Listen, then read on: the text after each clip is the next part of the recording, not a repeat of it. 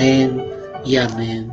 Amén, mis amados, bienvenidos en esta mañana. Toda la gloria, toda la honra sea para el Rey de Reyes, para el Señor de Señores. Qué bueno que vengas en esta hora a escuchar la palabra, a recibir de parte de Dios, a recibir lo que el Señor quiere para cada una de nuestras vidas. Por eso quiero que abras tu Biblia allí en el libro del profeta Isaías y observes el capítulo 9. Isaías capítulo 9, el verso 6. Dice la escritura así: porque un niño nos es nacido, hijo nos es dado, y el principado sobre su hombro, y se llamará su nombre admirable, consejero, Dios fuerte, Padre eterno, príncipe de paz. Amén y amén. Gloria a Dios. Aquí el profeta estaba entregando una promesa fiel de aquel que vendría sobre Israel a traer libertad sobre ellos, al Mesías que Dios estaba prometiendo para traer esa libertad sobre el pueblo. Pero no era solamente la promesa para Israel, era la promesa para todos los pueblos de la tierra, donde Dios estaba mostrando que vendría un Salvador al mundo, que nos libertaría de la esclavitud del pecado.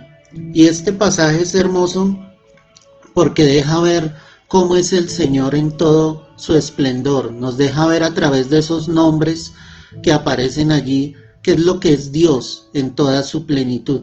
Entonces, hoy queremos ver eso, hoy queremos ver esos nombres, hoy queremos hacer ese análisis de esos nombres para que tú te des cuenta el ser tan grande, tan poderoso, en el que tú has colocado toda tu fe, toda tu esperanza, ¿sí? En el que has creído que es el Salvador del mundo. Primero que todo, la palabra está mostrando y está diciendo que un niño nos es nacido. Estaba mostrando que Jesucristo, el Hijo de Dios, el mismo Dios, sí, venía en forma de hombre, que realmente Él venía al mundo, ¿cierto?, encarnándose como cualquier hombre, con la diferencia de que Él había sido colocado en el vientre de María por el Espíritu Santo.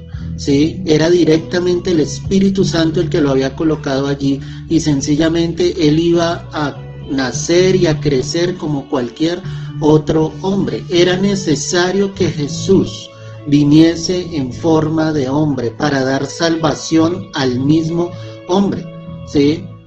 La palabra deja ver que el pecado entró al mundo por un hombre, por Adán, pero que de la misma manera, ¿cierto?, nosotros íbamos a recibir esa libertad gloriosa a través de ese hombre, y ese hombre era Jesucristo el Señor.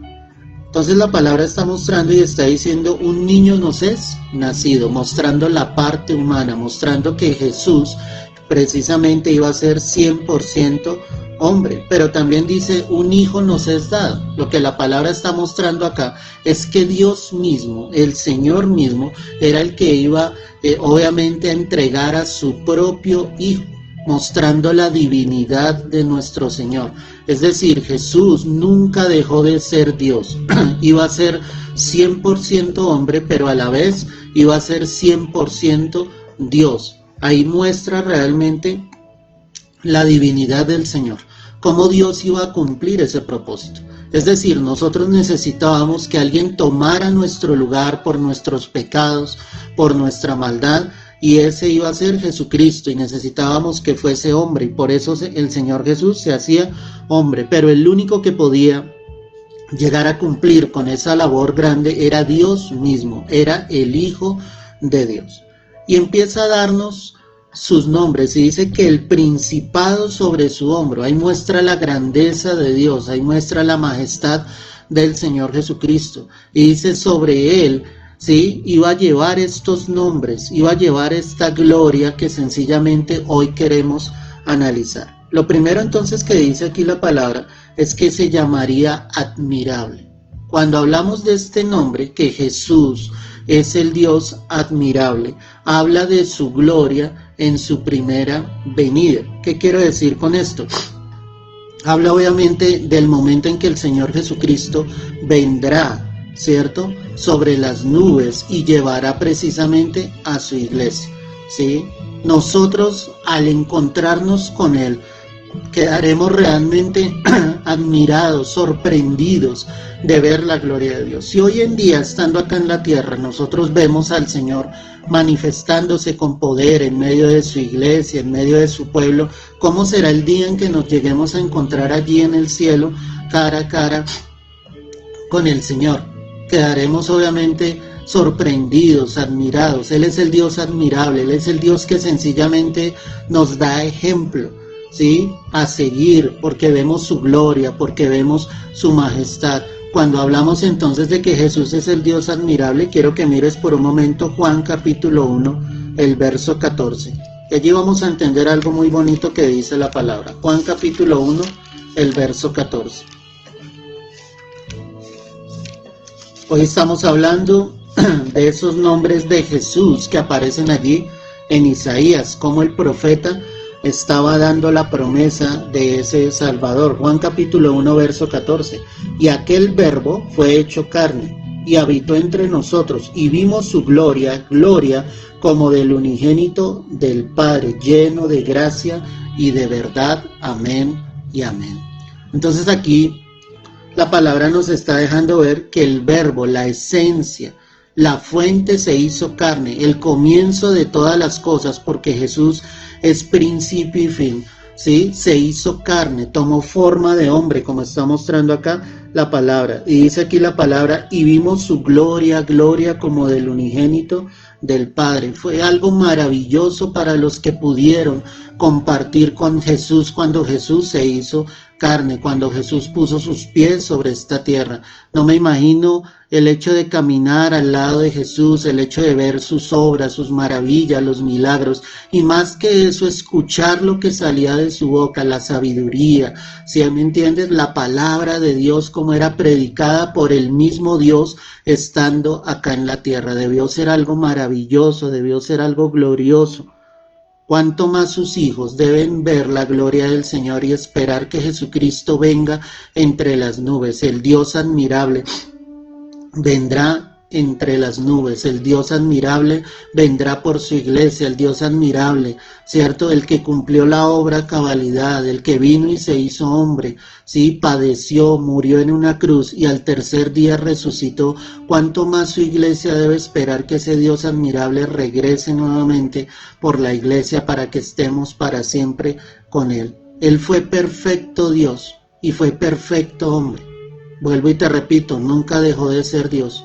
Sí, Él siempre mostró su divinidad, en el sentido de que nunca se soltó de esa divinidad, de esa deidad, y siempre estuvo tomado de la mano de su Padre. Cuando hablamos de que fue perfecto hombre, fue una dependencia total de su Padre. Nuestro Señor Jesucristo oraba, clamaba a su Padre, se sujetó a la voluntad de su Padre en todo momento, aún en el momento más difícil, cuando sabía que estaba en intensa agonía, rogando al Padre y diciéndole: Padre, si es posible, pasa de mí esta copa, pero no se haga como yo quiero, hágase tu voluntad.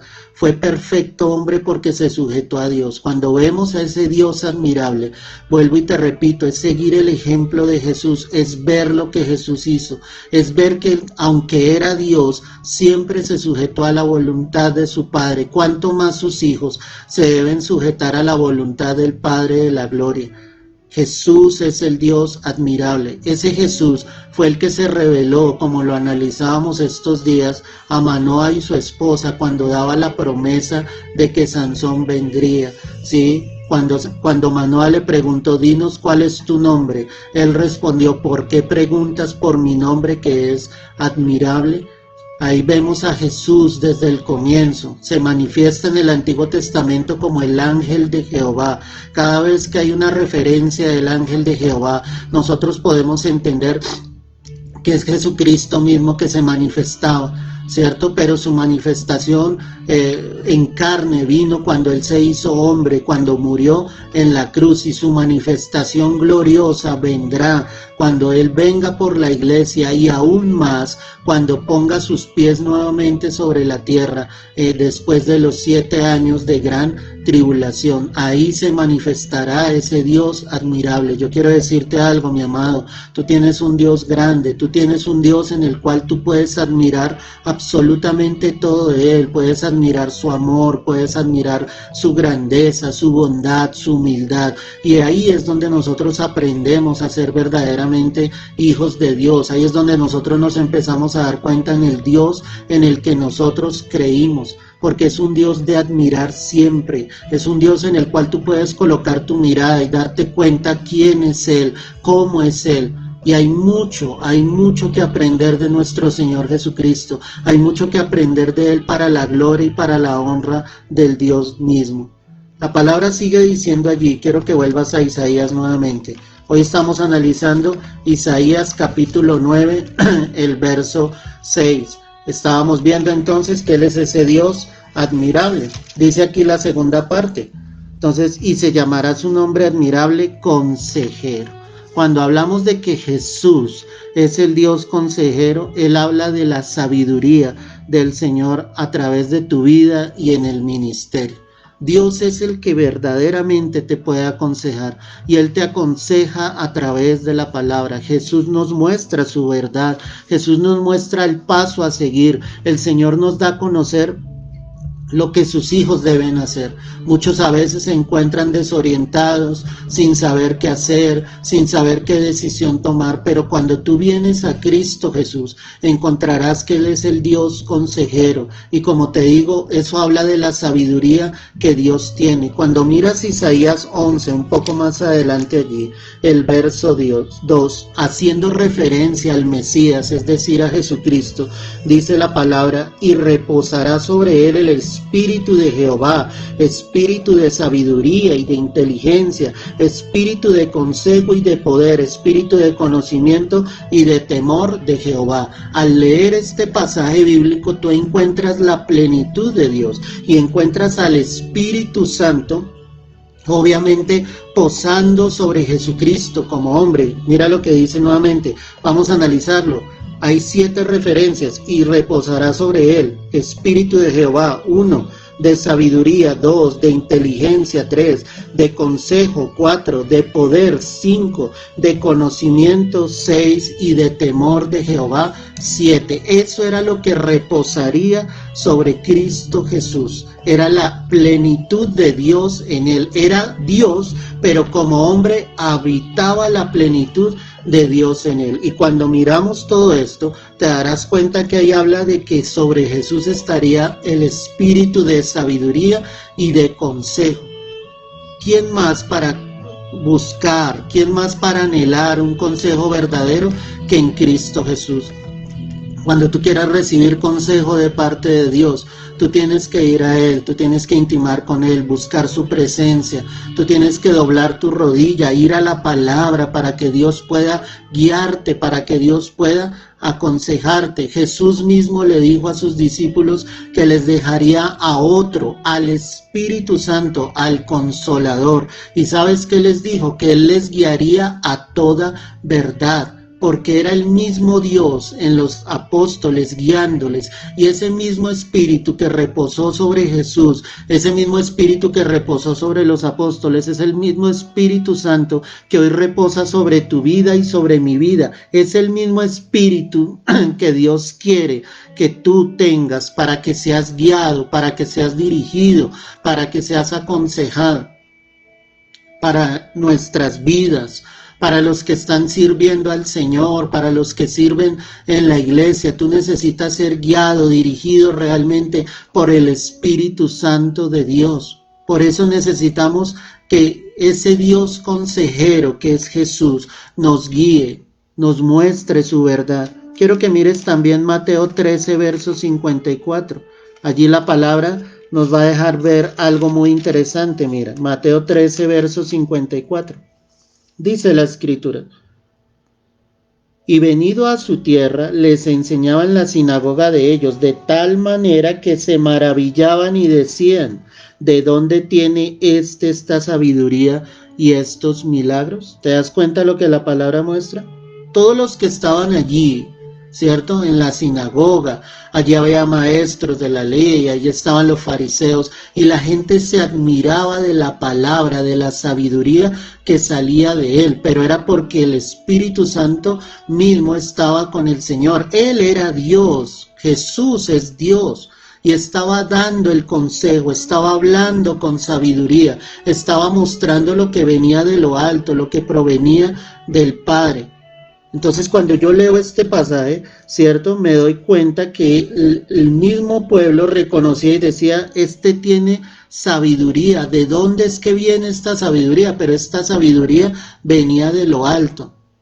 No podemos pensar que podemos tener sabiduría cuando estamos lejos de Dios. No podemos saber que estamos tomando el consejo o dando el consejo correcto si no proviene realmente del Señor. Jesús es el Dios consejero. Él es el que te puede aconsejar frente a toda circunstancia, frente a toda situación. Él es el que puede guiar tu vida, pero para eso los hijos de Dios necesitan estar con sus oídos sensibles a la palabra del Señor, dejando de escuchar tanta vana palabrería que hay hoy en día, sino escuchando la palabra de Dios, yendo a la palabra, buscando lo que el Señor realmente quiere. Ahí es donde la iglesia realmente cobra fuerza, ahí es donde la iglesia realmente es guiada y dirigida realmente por el Santo Espíritu de Dios. Jesús es el Dios consejero. Gloria al Señor por esto. Quiero que vuelvas allí a Isaías.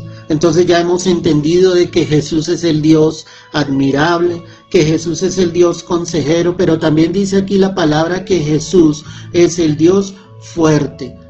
¿Sabes de qué habla cuando dice Jesús es el Dios fuerte? Habla de la omnipotencia, del Todopoderoso en la cruz. Habla de su poder en la cruz, de lo que Él logró, ¿cierto? En la cruz. Jesús mismo dijo lo siguiente, quiero que vayas a Juan 10, el verso 11. Habla de la omnipotencia de nuestro Señor Jesucristo en la cruz. Juan 10, 11. Yo soy el buen pastor y el buen pastor su vida da por las ovejas. Lo primero que Él empieza a mostrar acá es que Él daba su vida por las ovejas. ¿Quiénes eran las ovejas? Nosotros, ¿cierto? Los que habríamos de creer en Él, los que habríamos de escuchar la voz del pastor y seguirla. Y cuando hablo del pastor, es el buen pastor, es nuestro Señor Jesucristo. Verso 12 dice lo siguiente, estamos en Juan 10, 11 en adelante. Mas el asalariado y que no es el pastor de quien no son propias las ovejas, ve venir al lobo y deja las ovejas y huye, y el lobo arrebata las ovejas y las dispersa. Así que el asalariado huye porque es asalariado y no le importan las ovejas. ¿Por qué Jesús no huía?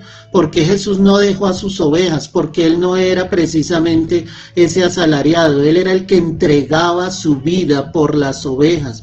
Y esas ovejas, vuelvo y te repito, somos nosotros. Y en el verso 14 confirma y dice, yo soy el buen pastor y conozco mis ovejas, y las mías me conocen. Ahí está el detalle. Cuando tú realmente sabes que Él es el Dios fuerte, tú te acercas a Él reconociendo que Él es el buen pastor. Escuchas la voz de tu pastor, escuchas lo que el Señor nos está diciendo, reconoces la obra de Cristo en la cruz. Y viene lo más importante acá, verso 15, así como el Padre me conoce y yo conozco al Padre y pongo mi vida por las ovejas. Cristo mismo puso su vida por todo su rebaño, por todas sus ovejas.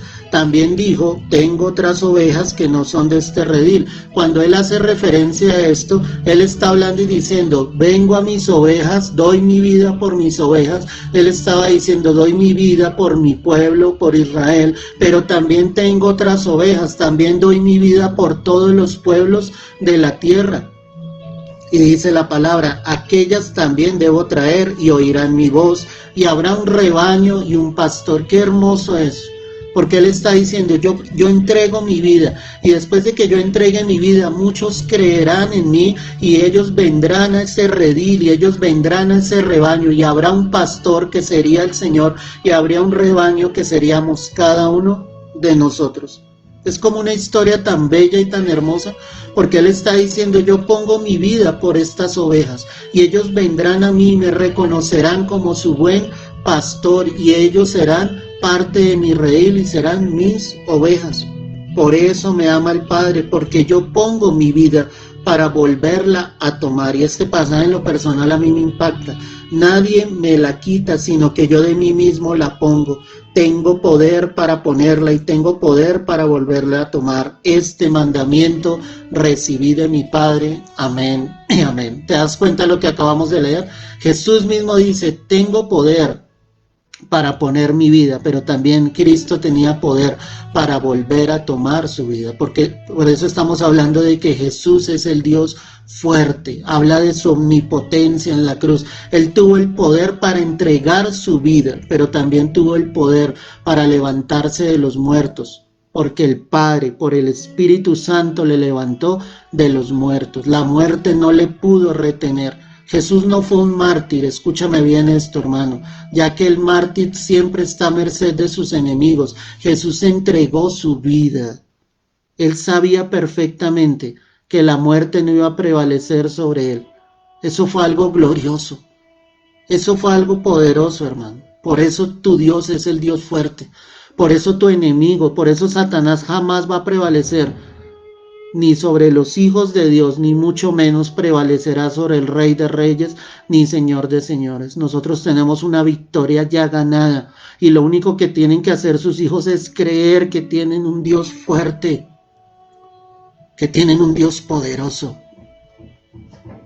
Tu Dios no es débil, tu Dios es el fuerte de los fuertes, es el omnipotente, es el Dios todopoderoso, y Él ya venció en la cruz.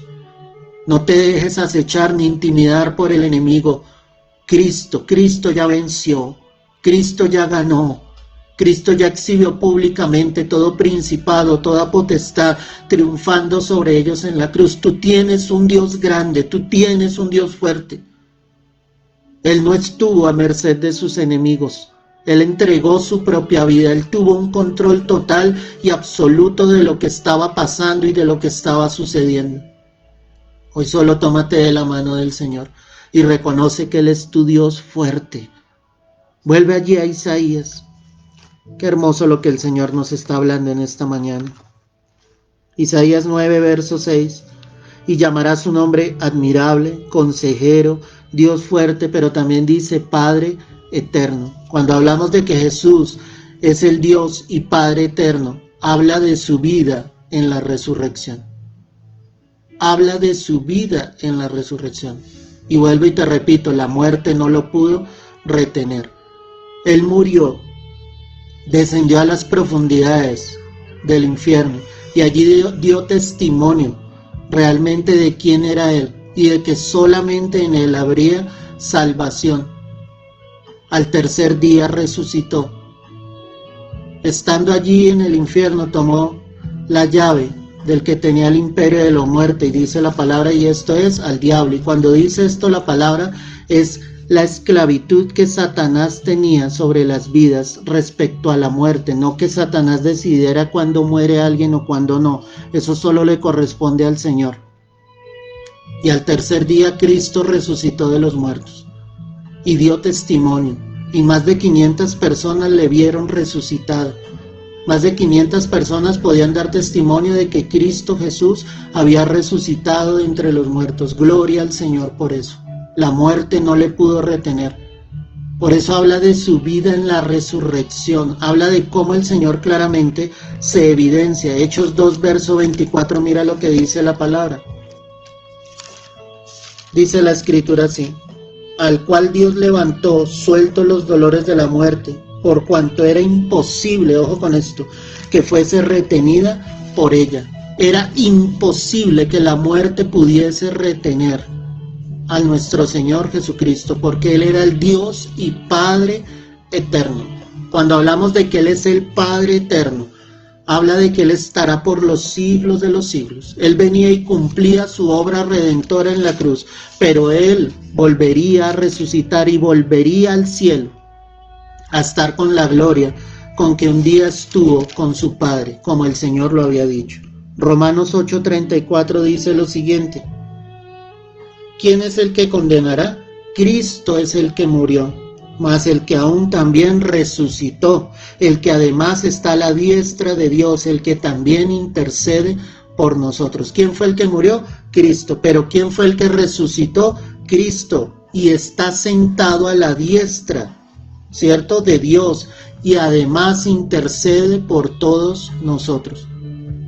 Cristo es el único que condenará, ¿cierto? Nadie puede condenar a los hijos de Dios, nadie, porque Cristo ya murió por nosotros, porque nosotros hemos confesado nuestra fe en Cristo Jesús, y ahora Cristo, después de haber resucitado, se sentó a la diestra del Padre, y allí es el que intercede por nosotros. Si alguno hubiere pecado, abogado tenemos para con el Padre a Jesucristo el justo. Ahí está nuestro Señor, sentado a la diestra de su Padre como Padre eterno, en la eternidad que estuvo desde el comienzo y estará por los siglos de los siglos. Él es el Dios y Padre eterno. Él vive y reina para siempre. Tú has creído en un Dios genuino que es eterno y que si confiesas tu fe y permaneces en Él, te llevará a vivir con Él eternamente. Esa es la promesa que Jesucristo ha entregado para todos sus hijos. Finalmente, vuelve allí a Isaías, capítulo 9, verso 6.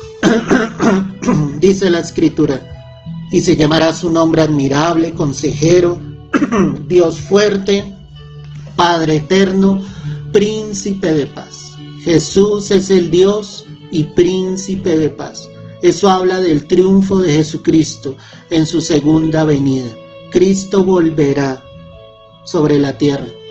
Cristo vendrá después de esos 7 años de gran tribulación, 3 años y medio finales de gran tribulación sobre la faz de la tierra, y Él vendrá y colocará sus pies sobre esta tierra. Vendrá victorioso, vendrá triunfador. Y quiero que vayas allí a Apocalipsis 11, verso 15. Mira lo que dice aquí la palabra. Apocalipsis 11, verso 15. El séptimo ángel tocó la trompeta, y hubo grandes voces en el cielo que decían: los reinos del mundo han venido a ser de nuestro Señor y de su Cristo, y Él reinará por los siglos de los siglos. Amén y amén. ¿Te das cuenta lo que la palabra habla? Los reinos del mundo han venido a ser de nuestro Señor y de su Cristo. Hoy Dios ha entregado cierto poder a Satanás, y por eso la palabra habla de que Satanás es el príncipe de este mundo, el Dios con minúscula de este siglo. Y Satanás tiene poder sobre los reinos de este mundo. Pero después de que Dios haya traído sus juicios sobre la faz de esta tierra, después de que el Señor haya condenado a todos los que no quisieron recibirle, obviamente en su corazón, Cristo volverá en gloria sobre la faz de la tierra, pondrá sus pies sobre esta tierra, y obviamente Él será ese príncipe de paz que vendrá de lo alto. Finalmente, Apocalipsis 19, mira lo que dice la palabra. Verso 11. Entonces vi el cielo abierto, y aquí un caballo blanco, y el que lo montaba se llamaba Fiel y Verdadero, y con justicia juzga y pelea. Este es el momento glorioso en que ya después del tiempo final de los 7 años, Cristo vuelve de las nubes, pero ya todo ojo le ve acá en la tierra. De todos aquellos que se rebelaron, de todos aquellos que nunca quisieron aceptar que Jesucristo era el Señor, y Jesús viene montado en un caballo blanco, y dice la palabra que le llaman fiel y verdadero. El que venía montado en ese caballo se llamaba fiel y verdadero. ¿Y quién es? Nuestro Señor Jesucristo. Sus ojos eran como llama de fuego. ¿Por qué como llama de fuego? Porque realmente es una mirada penetrante, porque delante del Señor no hay nada oculto. Ese príncipe de paz regresa con gloria desde los cielos. Y había en su cabeza muchas diademas, y tenía un nombre escrito que ninguno conocía sino él mismo. Estaba vestido de una ropa teñida en sangre, y su nombre es el Verbo de Dios.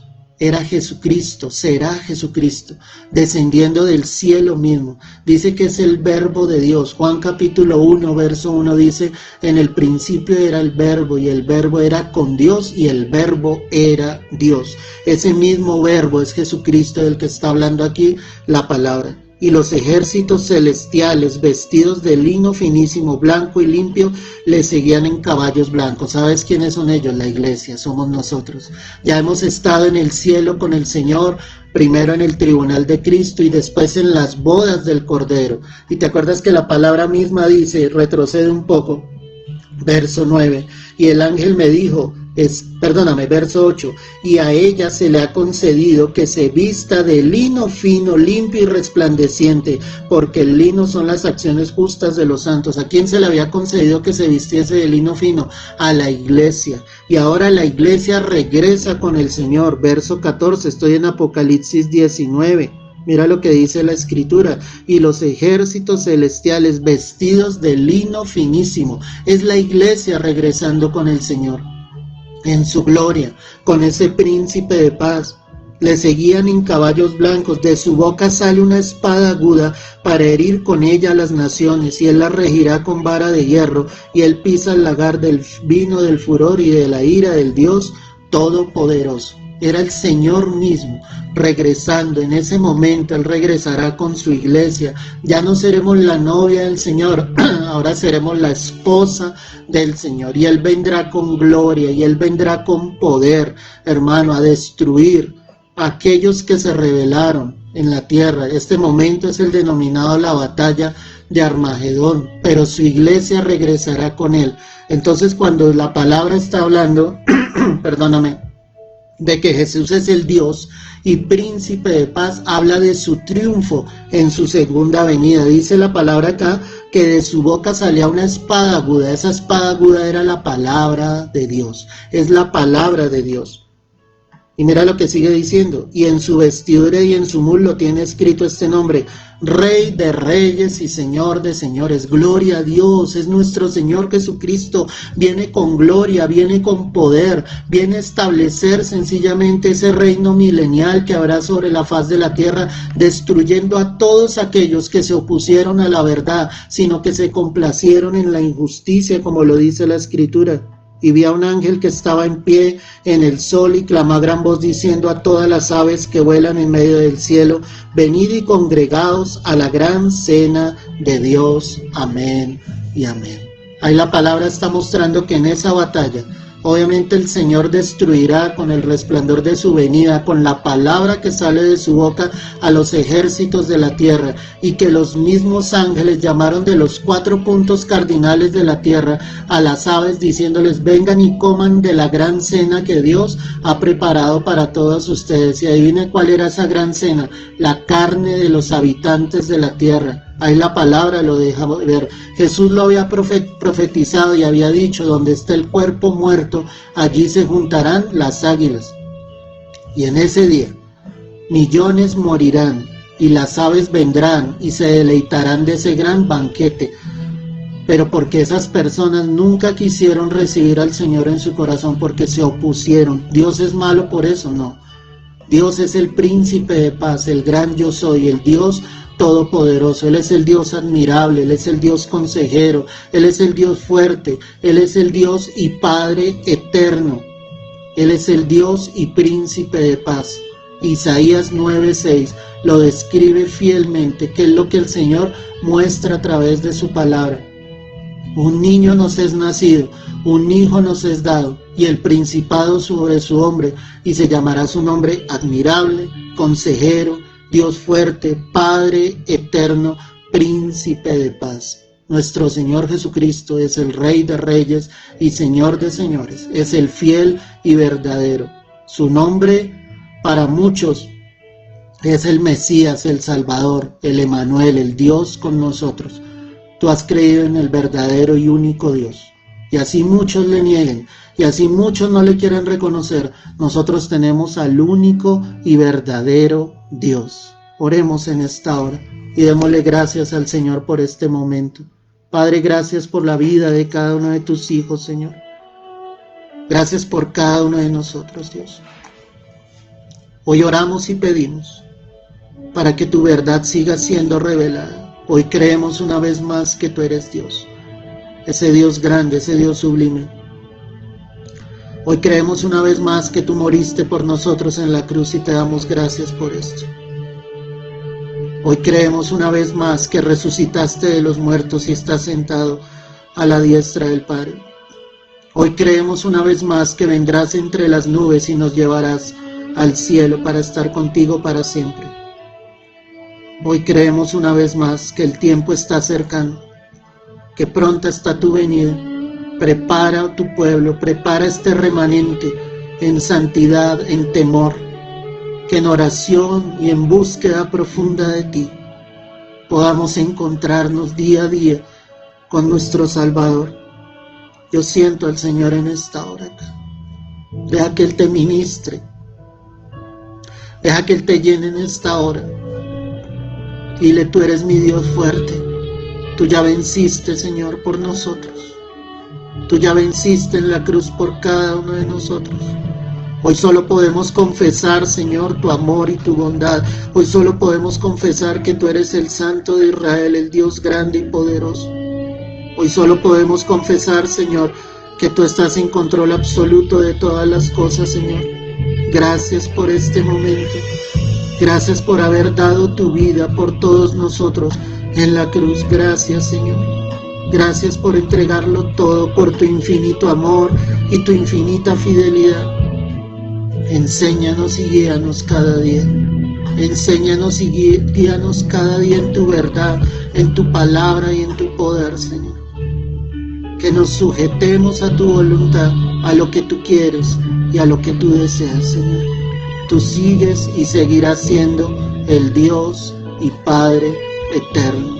Sea la gloria y la honra en el nombre de Cristo Jesús. Amén y amén. Mi amado, has confiado y has depositado tu fe en el único y verdadero Dios. No te sueltes de la mano del Señor en ningún momento. No te sueltes de la mano de tu Rey en ningún instante. Solo permanece fiel, guiado y dirigido por el precioso y santo Espíritu de Dios. Que tengas un día en bendición, un día en victoria, que la gloria del Señor esté sobre tu vida y que esta palabra te haga ver en el Dios en el que tú has creído. Un abrazo, Dios te bendiga. No olvides compartir este mensaje para que muchas más personas puedan recibir del amor y la verdad en Cristo Jesús. Un abrazo, Dios te guarde y te bendiga.